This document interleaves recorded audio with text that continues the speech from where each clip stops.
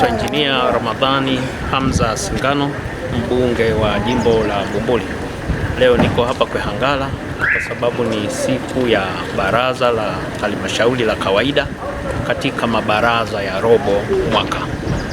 Leo tulikuwa katika baraza la robo ya pili, baraza la madiwani robo ya pili mwaka 2025-2026. Lakini kabla hata ya leo nilikuwa nimetokea bungeni na nikaunganisha moja kwa moja ziara ya Mheshimiwa Waziri Mkuu wa Jamhuri ya Muungano wa Tanzania. Na wakati tunatoka bungeni, miongoni mwa mambo ambayo tumesisitizwa kama wabunge wa Jamhuri ya Muungano wa Tanzania ni kuhakikisha kwamba fedha zinazotengwa katika majimbo yetu kwa ajili ya shughuli za maendeleo ya wananchi zisimamiwe kwanza kwa ubora wa wale watendaji wetu wa halmashauri, lakini pia wale waheshimiwa madiwani na viongozi wa chama na serikali wahakikishe kwamba nao wanapitia kuona utekelezaji unavyoenda. Sisi wabunge ni wasimamizi wa ilani, lakini wenzetu wa halmashauri wa ilani zetu. Kwa hiyo haya mambo ili yaweze kufanyika vizuri lazima yaende kwa ushirikiano. Lakini pia katika ziara ya Mheshimiwa Waziri Mkuu wa Jamhuri ya Muungano wa Tanzania ni ziara ambayo kwa sababu nilikuwa kwenye kamati za kibunge, semina za kamati za bunge, sikuweza kuanza naye, lakini nimebahatika kuwa naye Tanga mjini, nimebahatika kuwa naye Mkinga, nimebahatika kuwa naye jimbo la Pangani. Lakini baadaye akaja katika wilaya yetu ya Lushoto ambayo ina majimbo matatu, kwa maana ya jimbo la Mlalo, jimbo la Lushoto na jimbo letu la Bumbuli. Miongoni mwa mambo tuliyojifunza kwenye ziara ya waziri mkuu ni uchungu alionao juu ya utekelezaji mbaya wa shughuli za maendeleo ya watu kwa baadhi ya majimbo na kwa baadhi ya wilaya. Hili kwa kweli ameonyesha uchungu sana, kwa uzalendo wake ameyakemea sana. Na hili natoa ni wito pia kwa jimbo la Bumbuli na halmashauri ya wilaya ya Bumbuli ambayo ndio watekelezaji wa miradi mingi ya maendeleo. Kwa hiyo huu ni wito kwa watendaji wetu kwamba lazima wawe na uchungu, wawe na weledi wa kutekeleza miradi hii, kwa sababu ni miradi ambayo inaenda kutatua shida za wananchi wa Bumbuli.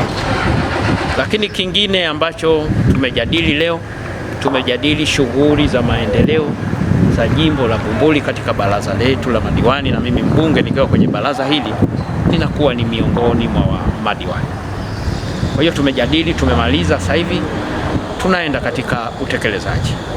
Lakini kikubwa ambacho ningeweza kusisitiza na kimesemwa tukiwa kule bungeni na spika wetu na naibu spika wetu, lakini kikazungumzwa pia na Mheshimiwa Waziri Mkuu wa Jamhuri ya Muungano wa Tanzania, ni jambo zima la usalama kwa wananchi. Wananchi wengi wanahisi usalama kuna taasisi tu za ulinzi na usalama ndio wanahusika. Kumbe usalama unaanza na mwananchi mwenyewe. Mwananchi mwenyewe lazima awe ni mtu wa kwanza kupata mashaka na mgeni aliyemfikiza nyumbani kwake. Mwananchi ndio wa kwanza kupata viashiria vya uvunjifu wa amani na usalama katika eneo lake. Kwa hiyo mwananchi lazima ajue kwamba kwenye amani na usalama ni swala ambalo linamgusa yeye moja kwa moja. Kwa hiyo mwananchi asihisi kwamba yeye hahusiki.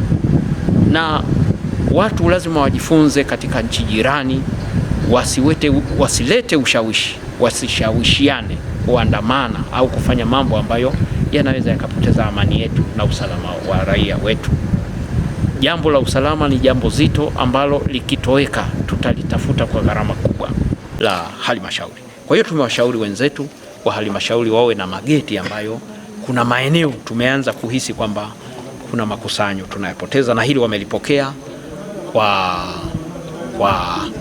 kwa moyo kwamba watalitekeleza ili kuhakikisha kwamba hayo maeneo ambayo tunahisi yanapoteza mapato tunaanza kupata mapato yetu.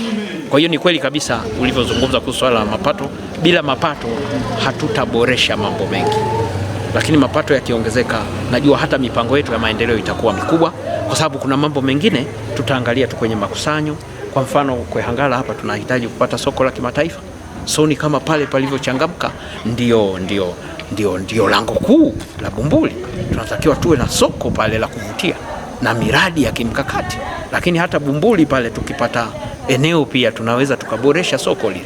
Kwa hiyo kwa wana Bumbuli, kwa wananchi wenzangu wa Bumbuli, mimi kama mwakilishi wao bungeni. Lakini mwisho kabisa nitumie fursa hii pia kumshukuru tena Mama Samia Suluhu Hassan kwa kuweza kunipendekeza katika vikao vyake vya kamati kuu ya halmashauri kuu, lakini na mwisho kuteuliwa kuwa ni mwakilishi wa Bumbuli. Lakini pia niwashukuru tena kama ambavyo naendelea kuwashukuru kila siku wananchi wenzangu wa jimbo la Bumbuli kwa kuniamini, na mimi naahidi kwamba nitawasimamia, nitawawakilisha kwa uchungu na kwa uzalendo kuhusu miradi ya maendeleo. Nadhani mmeanza kuona kuanzia kuanzia bunge hili la pili lililopita, jinsi ambavyo tumeruhusiwa kuuliza maswali ya msingi, na jinsi ambavyo tumekuwa tukiitetea Bumbuli, na jinsi ambavyo tulikuwa tukiongea kwa hisia, kwa sababu ni mambo yanatugusa. Tutaendelea hivi, tunaenda bunge la bajeti kuanzia tarehe 8 mwezi wa 3 au hata kabla ya hapo. Tukifika tutazidi kuwa wakali, tutazidi kupaza sauti kwa ajili ya wanabumbuli, kuhakikisha kwamba ahadi za serikali zinatekelezwa kwa muda. Nilichogundua serikali hii ya awamu ya 6 ya Daktari Samia Suluhu Hassan ni serikali sikivu, serikali yenye upendo, serikali inayowaonea huruma wananchi wake. Ila kuna baadhi tu ya udhaifu au unyonge, au tuseme udhaifu kwa sisi wawakilishi. Miradi inaweza ikawa imeahidiwa, lakini sisi lazima tufuatilie.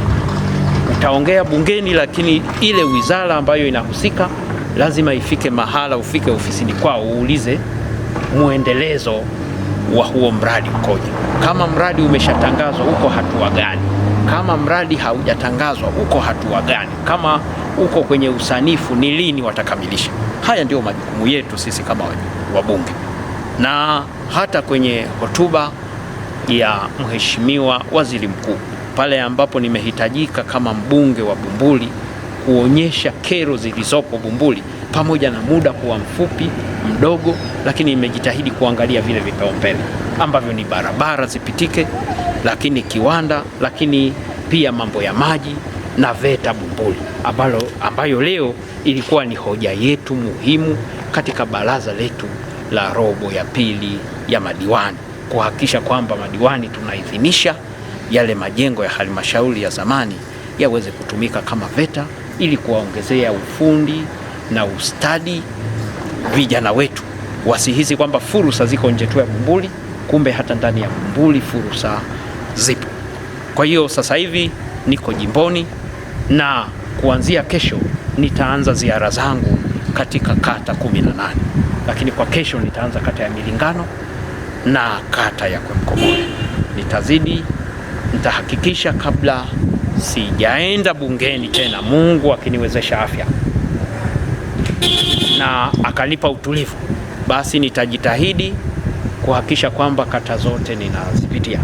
Jambo nililonalo kwenye kata hizo, ninaenda kutembelea miradi ya maendeleo kwa wanabumbuli, lakini kingine nataka niwaguse vijana safari. Leo safari nimetoka bungeni, nimerudi na ofa muhimu kabisa ya kugusa moyo wa vijana, na hili ni michezo. Mpaka sasa hivi nina mipira 100 kwa ajili ya vijana wa Bumbuli. Vijiji vyangu viko 83, kwa hiyo nina uhakika kwamba kila kijiji kitakuwa na timu moja, ili nipate timu za mpira za kata na baadaye nipate timu ya jimbo baada ya kushindanisha kata. Kwa hiyo kwa wakati napita huko nakagua shughuli za maendeleo, lakini pia nitatumia fursa hiyo kuwagusa vijana. Vijana ni asilimia kubwa katika taifa letu, ni zaidi ya asilimia 60 kwa takwimu. Hasa ukiangalia hotuba ya Mheshimiwa Rais katika bunge la kwanza la 13, ameeleza takwimu za vijana ni zaidi ya asilimia 60. Vijana kwa kuwa ni kundi kubwa, tusipowagusa tutakuwa tumepoteza rasilimali watu kubwa. Na mama amejitahidi kusisitiza ile 10% kwa ajili ya vijana na makundi mengine ya kina mama na wale walemavu. Lakini pia kwa ajili ya vijana mama ametoa bilioni 200. Tutaelezwa namna zitakavyowafikia vijana, lakini uone vijana ambavyo wamethaminiwa. Lakini kama mlivyoona mwaka huu mama alivyoteua bunge lake la awamu hii ya pili, amechagua waziri wa vijana ambaye ni kijana, na ni waziri mahiri, waziri ambaye ukimwangalia tu unaona amebeba maono ya vijana wa Tanzania. Na hata sisi tumemwalika akipata wasaa afike Bumbuli ili aone namna vijana ambavyo wanahisi kuguswa katika maeneo yao.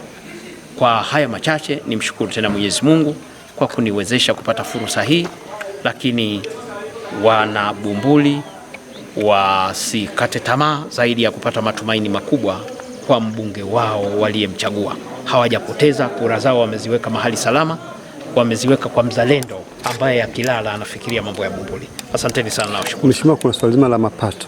Sasa wewe kama mbunge najua linakugusa kwamba ukusanyaji wa mapato haupo vizuri sana. Sasa wewe labda unawapa wito gani watendaji wanaohusika na mambo ya ukusanyaji wa mapato? Katika mambo ambayo tumezungumzia leo katika baraza letu la madiwani la robo ya pili la mwaka 2025-2026 ambalo limekuwa ni baraza la wazi. Kwa hiyo limehudhuriwa na watu hata nje ya halmashauri.